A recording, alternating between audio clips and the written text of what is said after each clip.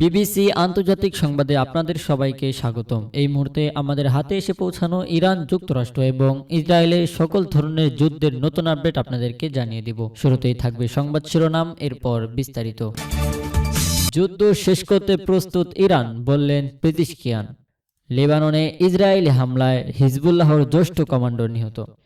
Iran যুদ্ধ খুব দ্রুতই শেষ হবে, বললেন ডোনাল্ড ট্রাম্প। দর্শক, এতক্ষণ শুনছিলেন সংবাদ শিরোনাম, এখন বিস্তারিত।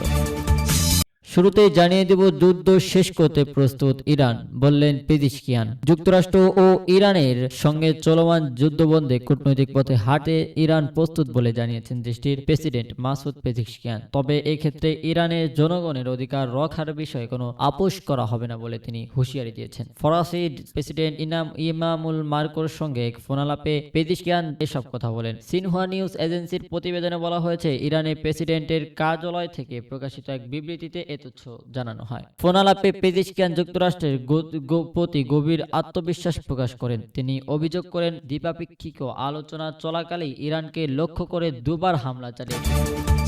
এরপর আপনাদেরকে জানিয়ে দিব, লেবাননে ইসরায়েলের হামলায় হিজবুল্লাহ জ্যেষ্ঠ কমান্ডার নিহত। লেবাননের রাজধানী বৈরুতের দক্ষিণ উপশহরে ইসরায়েলের বিমান হামলায় হিজবুল্লাহর অভিজাত বাহিনীর এক জ্যেষ্ঠ কমান্ডার নিহত হয়েছেন। সূত্রটি জানায়, বুধবার 6 মে ইসরায়েলি হামলায় নিহত ওই ব্যক্তি হলেন রাদওয়ান ফোর্সের অপারেশনস কমান্ডার মালিক বাল্লু। লেবাননের আরেক নিরাপত্তা সূত্র এপিকে জানায়, রাদওয়ান ফোর্সের নেতারাও একটি বৈঠক করেছিলেন। এমন সময় হামলাটি ওই অ্যাপার্টমেন্টে করা হয়। সর্বশেষ আপনাদেরকে জানিয়ে দিব, ইরান যুদ্ধ খুব দ্রুত শেষ হবে, ট্রাম্প। মার্কিন প্রেসিডেন্ট ডোনাল্ড ট্রাম্পের ধারণা, ইরান যুদ্ধ খুব দ্রুত শেষ হচ্ছে। তিনি হরমুজ প্রণালীর অবরুদ্ধ ও তেহরানের পরমাণু কর্মসূচি কেন্দ্র করে সৃষ্ট অচল অবস্থা নিরসনের সমঝোতা চুক্তির চেষ্টা চালাচ্ছেন। বৃহস্পতিবার 7 মে দলের সমর্থকদের সঙ্গে ফোনালাপে তিনি এসব কথা বলেন। ট্রাম্প বলেন, আমরা যখন চলমান ঘটনাগুলো খাটিয়ে দেখবেন তখন বুঝতে পারবেন খুব গুরুত্বপূর্ণ কারণে এসব করেছি। আমরা তাদের